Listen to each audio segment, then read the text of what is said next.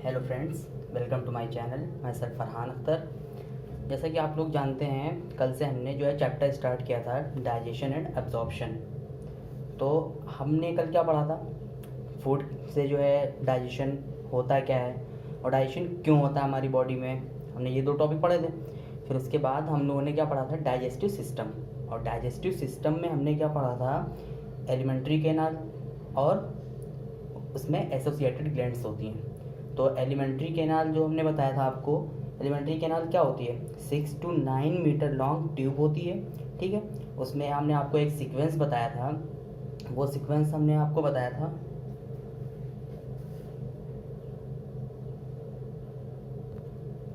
Mouth, buccal cavity, mouth, फिर यहाँ से जो है बकल कैविटी, फिर यहाँ से आपका जो है था फेरिंग्स, फेरिंग्स से आपका ईसोफेगस,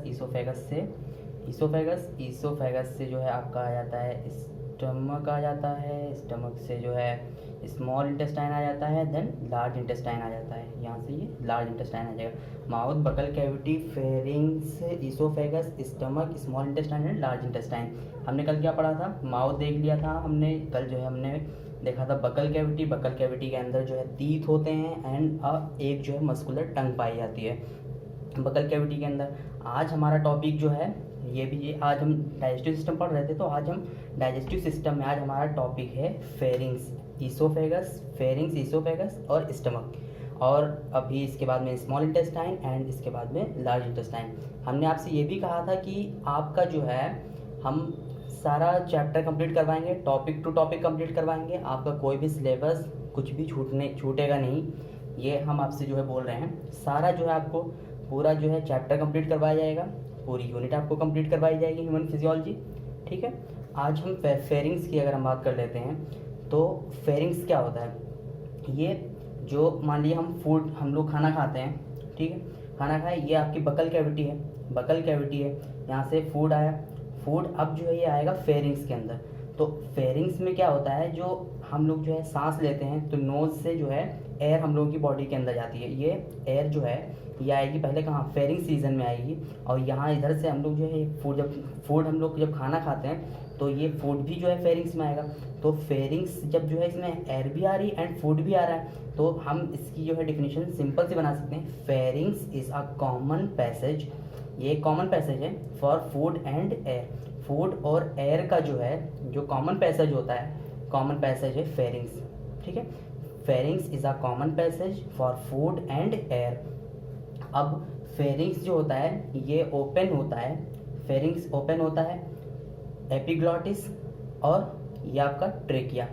ये नहीं, एपिग्लॉटिस जो होता है ये आपका ट्रेकिया के ऊपर जो एक कार्टिलेजिनस फ्लैप होती है, ये यहाँ से जो है ईसोफेगस आपका आ जाएगा। ये जो रीजन है ये ईसोफेगस है, और ये जो रीजन है आपका ये ट्रेकिया है। ईसोफेगस को फूड पाइप बोलते हैं, ईसोफेगस को फूड पाइप बोलते हैं, ठीक है। और ये ट्रेकिया को जो है ये विंड पाइप बोलते हैं। अब यहाँ से एयर आई, एयर जो है हमने नोज से जो है हमने सांस लिया, एयर आई। अब एयर जो है ये कहाँ से जाएगी? ये ट्रेकिया से जाएगी लंग्स के अंदर, ये एयर ट्रेकिया से जाएगी लंग्स के अंदर ये पहुँचेगी, ठीक है। अब हमने जो खाना खाया, जो फूड होता है वो आता है ईसोफेगस में। अब ईसोफेगस की जो ओपनिंग होती है, ईसोफेगस की ओपनिंग को हम क्या बोलते हैं? गलेट, गलेट ईसोफेगस की ओपनिंग को बोलते हैं। और ग्लॉटिस, ग्लॉटिस जो है बोलते हैं ट्रेकिया की ओपनिंग जो होती है, ट्रेकिया की ओपनिंग को हम ग्लॉटिस बोलते हैं। और ग्लॉटिस के ऊपर एक कार्टिलेजिनस फ्लैप लगा होता है, कार्टिलेज का बना हुआ एक फ्लैप लगा होता है जिसे हम एपिग्लॉटिस बोलते हैं। ये फ्लैप किस लिए लगा होता है? क्योंकि जब हम खाना खाते हैं तो अब ट्रेकिया में भी जो है फूड आ सकता है। अगर ये फ्लैप ना लगा हो तो ये प्रिवेंट करता है, जो एपिग्लॉटिस है प्रिवेंट करता है फूड की एंट्री को ट्रेकिया में। ट्रेकिया में जो है फूड ना आ पाए, इसके लिए जो है ये रोकता है एपिग्लॉटिस जो होता है। जब हम खाना जो है निगलते हैं, जब अंदर जो है निगलते हैं खाना, तब क्या होता है, ये जो कार्टिलेजिनस फ्लैप एपिग्लॉटिस होती है ये बंद हो जाती है। आप देखते होंगे कभी कभार जो है खाना खाने पे हम लोग बातें करते रहते हैं, तो जब बात करते हैं तो खांसी आ जाती है। क्यों? क्योंकि ये जब बात करते हैं तो एयर अंदर जाती है। अब जब एयर जाएगी अंदर तब ये एपिग्लॉटिस जो होती है ये ओपन हो जाती है, और इसीलिए एपिग्लॉटिस में जो है फूड इंटर कर जाता है। अब अगर फूड एपिग्लॉटिस के अंदर इंटर कर गया तो आपको तब तक खांसी आती रहती है जब तक आपका फूड जो है एपिग्लॉटिस से बाहर ना आ जाए, बहुत कड़वापन लगने लगता है, ठीक है। इसीलिए ये एपिग्लॉटिस होती है, कार्टिलेज का बना होता है, ये आप याद रखिएगा, यहाँ से भी क्वेश्चन फ्रेम होता है। अब हम बात कर लेते हैं ईसोफेगस की। अब ईसोफेगस को जो है हम फूड पाइप बोलते हैं, तो हमने आपको बता दिया। अब देखिए, long tube that extends from neck, thorax, diaphragm and open into stomach.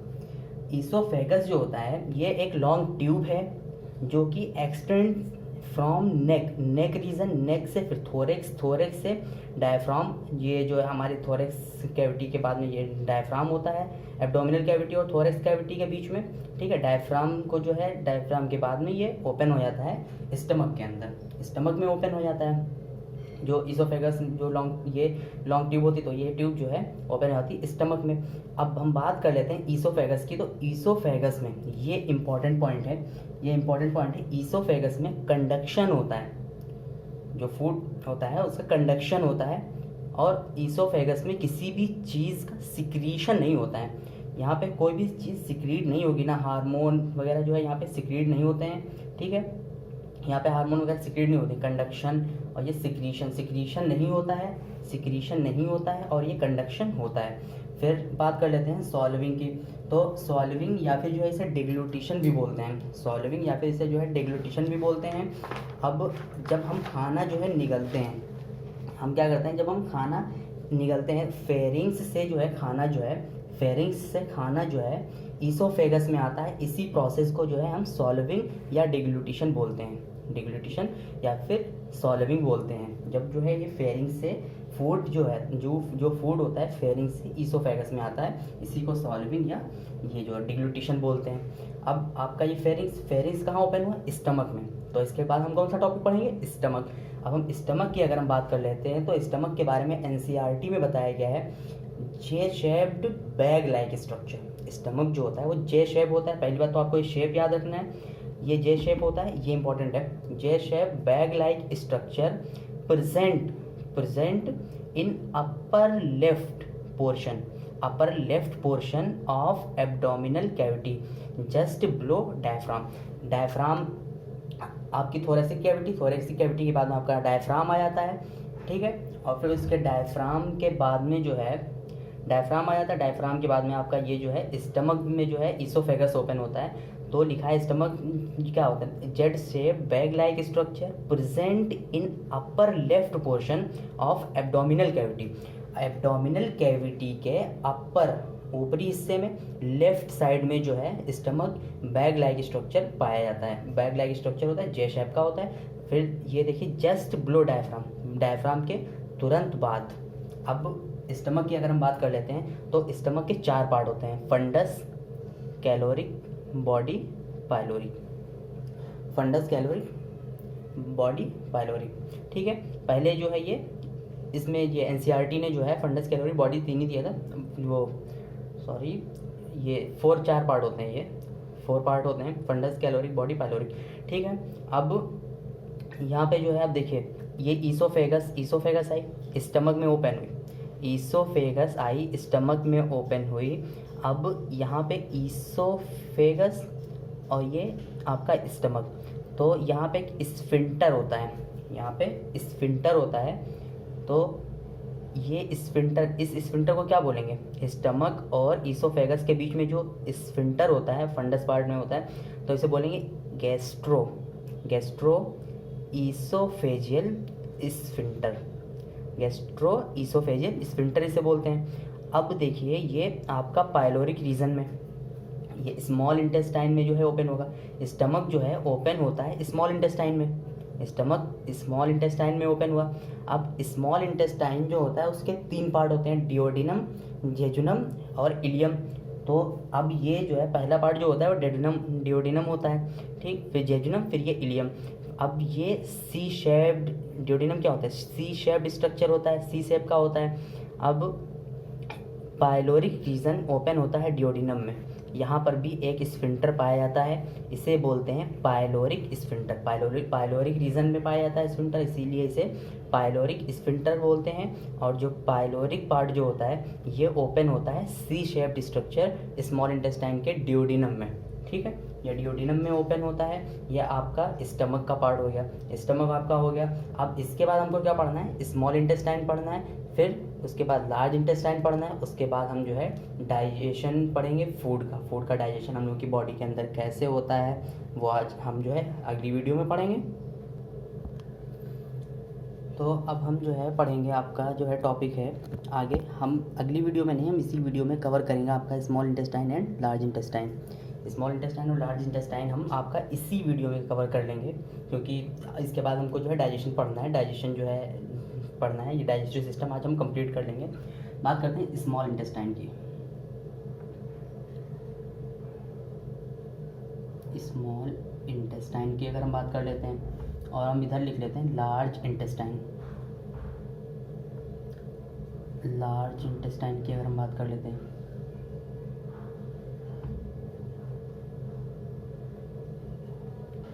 Small intestine में 3 पार्ट होते हैं। अभी हमने आपको बताया स्मॉल इंटेस्टाइन में 3 पार्ट होते हैं। ये होता है आपका पहला डियोडिनम, आपका दूसरा पार्ट जो होता है ये होता है आपका जेजुनम, और ये आपका जो थर्ड पार्ट होता है ये आपका होता है ileum. Duodenum, jejunum, ilium.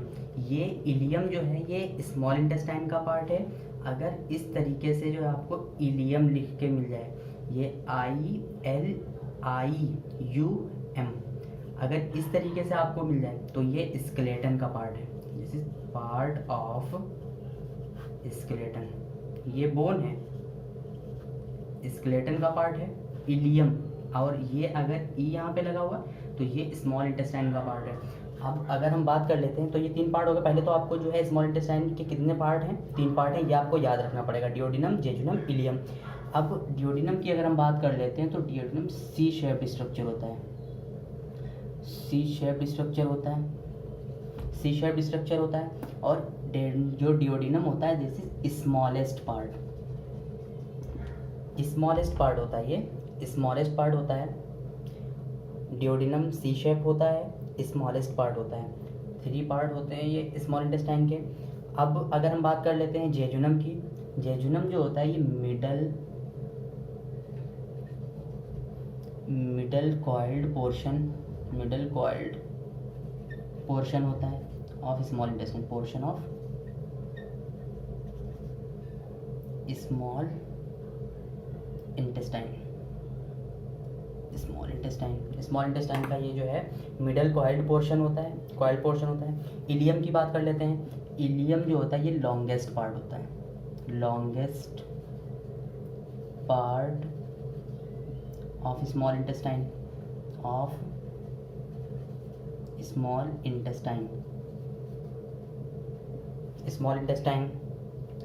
Small intestine का लॉन्गेस्ट पार्ट होता है। अब इसमें इसे ये जो है highly coiled, this is highly coiled portion या पार्ट, ये हाईली कॉइल्ड पार्ट होता है आपका, ठीक है, ये हाईली कॉइल्ड पार्ट आपका होता है। अब इसमें जो है मेकेल्स डाइवर्टिकुलम एक स्ट्रक्चर पाया जाता है, मेकेल्स डाइवर्टिकुलम, इसका कॉन्सेप्ट आपके चैप्टर में अभी आगे है, बताएंगे आपको। अब हम अगर बात कर लेते हैं, अब आपको ये पहली बात याद रखना है, स्मॉल इंटेस्टाइन के 3 पार्ट होते हैं, डियोडिनम, जेजुनम, इलियम।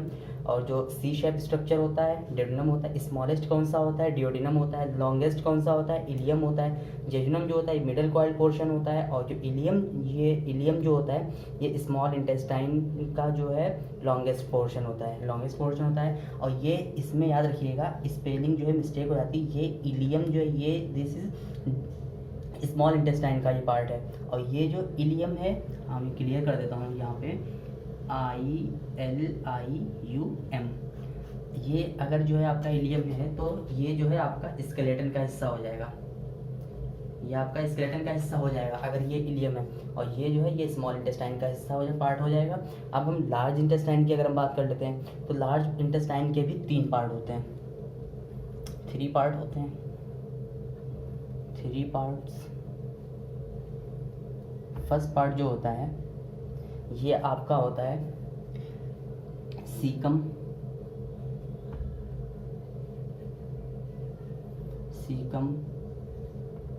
सेकंड पार्ट जो होता है आपका ये होता है कॉलोन, और जो ये थर्ड पार्ट होता है आपका ये होता है आपका रेक्टम।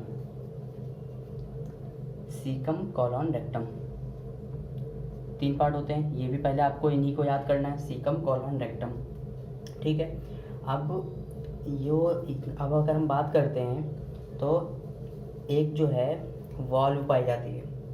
वॉल्व जो होती है, वॉल्व का क्या काम होता है, सीकम रीजन में जो होता है लार्ज इंटेस्टाइन के फर्स्ट पार्ट सीकम और स्मॉल इंटेस्टाइन के लास्ट पार्ट इलियम। तो सीकम और इलियम के बीच में एक वॉल्व पाई जाती है। वॉल्व जहाँ पर भी होगी, ये कॉन्सेप्ट याद रखिएगा, जहाँ पर भी वॉल्व होगी वहाँ पे जो है फीकल मैटर होगा, उसका बैकफ्लो नहीं होगा, फीकल मैटर का बैकफ्लो नहीं होगा।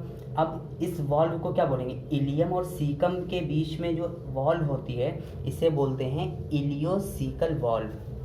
इसमें जो है बात करें इलियोसीकल वॉल्व होती है, इलियोसीकल वॉल्व होती है, इलियोसीकल वॉल्व होती है। अब इलियोसीकल वॉल्व क्या करती है, प्रिवेंट्स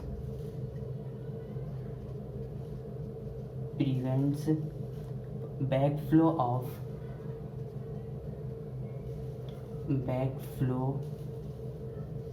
ऑफ फीकल मैटर के बैकफ्लो को ये जो है रोकता है, ठीक है। अब अगर हम बात कर लेते हैं, और यहाँ पे जो है एक अपेंडिसाइटिस भी होती है, यहाँ पे this part is appendicitis, colon हटा देता हूँ, अपेंडिसाइटिस बोलते हैं इस स्ट्रक्चर को, अपेंडिसाइटिस बोलते हैं इस स्ट्रक्चर को। ये जो है आपका यूसेड स्ट्रक्चर होता है, इस तरीके से कुछ होता है स्ट्रक्चर आपका। अब यहाँ से जो है सीकम में अपेंडिसाइटिस, यहाँ से जो है एक स्ट्रक्चर जो है ये निकलता है, इसे जो है क्या बोलते हैं, इसे बोलते हैं वर्मीफॉर्म अपेंडिक्स। ये जो है ये आपका वर्मीफॉर्म अपेंडिक्स हो जाएगा, वर्मीफॉर्म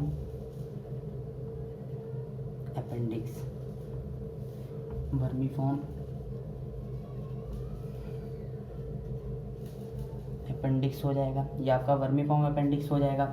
अब वर्मीफॉर्म अपेंडिक्स क्या करता है, ये एक जो है लिम्फॉइड ऑर्गन है, ठीक है,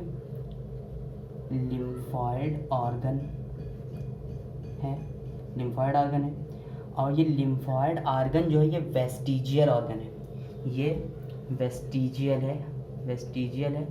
पूर्वज में हम लोग में जो था, हम लोगों के पूर्वज जो थे उनमें ये वेस्टिजियल अब हम लोगों में हो गया है, उनमें ये इसका कोई ना कोई रोल होता था, इसका कोई ना कोई फंक्शन होता है। अब हम लोगों में जो है ये वर्मीफॉर्म अपेंडिक्स जो है ये वेस्टिजियल ऑर्गन हो गई है, वेस्टिजियल ऑर्गन है, ठीक है।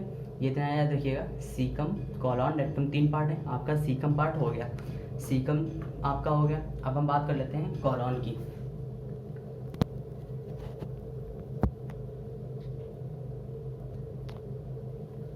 अब हम यहाँ पे बात कर लेते हैं कॉलॉन की। सीकम हो गया आपका, फिर ये सीकम आपका हो जाएगा, कॉलॉन हो जाएगा, फिर आपका आ जाएगा रेक्टम। तो कॉलॉन की अगर हम बात कर लेते हैं तो ये आपका जो है ये कॉलॉन बना हुआ है, ठीक है। यहाँ पे जो है यहाँ पे इसके 4 पार्ट होते हैं, असेंडिंग कॉलम बोलते हैं इसे बोलते हैं transverse,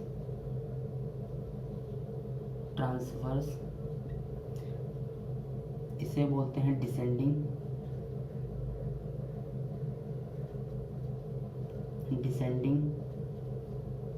column, this is sigmoid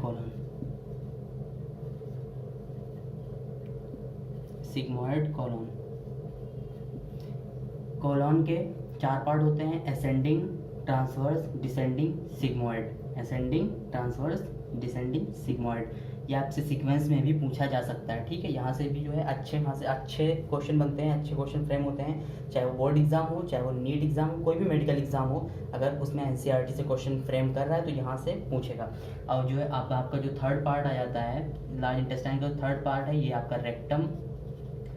और जो है ये रेक्टम जो है ओपन हो जाता है एनस में, ठीक है। ये एनस जो होता है ये ओपनिंग होती है, यहाँ से जो है फीकल मैटर बाहर निकलता है, यहाँ से फीकल मैटर जो है बाहर निकलता है। आपका हो गया लार्ज इंटेस्टाइन भी हो गया, आपका डाइजेस्टिव सिस्टम ये हो गया आपका कंप्लीट। डाइजेस्टिव सिस्टम के बाद में हमको क्या पढ़ना था, एसोसिएटेड ग्लैंड पढ़नी है अभी, फिर उसके बाद हम डाइजेशन ऑफ फूड पढ़ेंगे।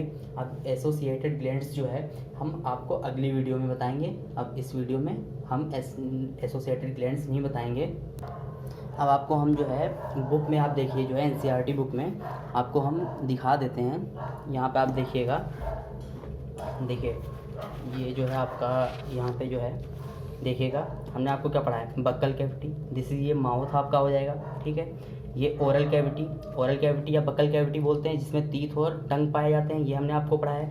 फिर इसके बाद में ये जो पोर्शन है ये पोर्शन जो है ये आपका आ जाएगा फेरिंग्स का, ये पोर्शन है। अब यहाँ से ये फेरिंग्स जो है क्या, विंड और फूड दोनों की पाइप है, ठीक है। अब ये फेरिंग्स के बाद ये जो स्ट्रक्चर है ये जो है आपका है ट्रेकिया। फिर ये जो है आपका स्ट्रक्चर जो है ईसोफेगस, ये ट्रेकिया जो है विंड पाइप है, ये जो है लंग्स में ओपन हो जाएगी। और जो ये ईसोफेगस है, ईसोफेगस जो है ये स्टमक में ओपन हुआ, इधर देखिएगा ये स्टमक में ओपन हो गया, ठीक है। अब ईसोफेगस और स्टमक में ओपन हुआ, इसी के बीच में जो है आपको ईसोफेजियल स्फिंक्टर मिला था, ईसोफेजियल यहाँ पे आपको जो है ईसोफेजियल स्फिंक्टर नहीं, यहाँ पे आपको जो है मिला था गैस्ट्रो ईसोफेजियल स्फिंक्टर मिला था यहाँ पे आपको इस पोर्शन पे, ठीक है। फिर इसके बाद ये स्टमक जो है ये ओपन हो जाता है, स्टमक ये ओपन हो जाएगा आपका स्मॉल इंटेस्टाइन में, स्मॉल इंटेस्टाइन ये आपका हो जाएगा। ये फिर जो है आपका लार्ज इंटेस्टाइन में असेंडिंग कॉलॉन, ठीक है, असेंडिंग कॉलॉन, ये आपका ट्रांसवर्स कॉलॉन हो जाएगा, ठीक है। फिर ये आपका जो है रेक्टम हो जाएगा, ठीक है, ये आपका जो है डिसेंडिंग कॉलॉन हो जाएगा, और ये आपका सिग्मोइड कॉलॉन हो जाएगा। सिग्मोइड कॉलॉन, डिसेंडिंग कॉलॉन, ये आपका जैसे असेंडिंग कॉलॉन हो जाएगा, ठीक है। हमने ये आपको मतलब वर्मीफॉर्म अपेंडिक्स बताई, वर्मीफॉर्म अपेंडिक्स ये यहाँ से आपका ये स्ट्रक्चर आ जाएगा, देखिएगा वर्मीफॉर्म अपेंडिक्स ये यहाँ से आ जाएगा। ये पूरा ओवरव्यू आपकी एनसीईआरटी बुक में बना हुआ है, आप अपनी एनसीईआरटी बुक से जो है एक बार रीड ज़रूर कर लीजिएगा। हमने आपको समझा दिया है, इसके बाद आप एक बार रीड भी कर लीजिएगा। अब ये देखिए आपका जो है ये आपका स्टमक का जो है स्ट्रक्चर दिया गया है, ये आपका ये यहाँ से ईसोफेगस है, यहाँ फंडस का, तो ये आपका फंडस हो गया, ये कार्डियक हो गया, ये बॉडी, ये पाइलोरिक हो गया, ये यहाँ पे जो है कार्डियक है, ये आपको याद रखिएगा, शायद मैंने वहाँ पे और कुछ बोल दिया था, यहाँ पे ये जो है ये कार्डियक पार्ट होता है, फंडस, कार्डियक, बॉडी, पाइलोरिक, ठीक है। अब जो है अगला जो है हम इसके आगे जो है हमको अभी पढ़ना है वो हम आपको जो है अगली नेक्स्ट वीडियो में बता देंगे, ठीक है।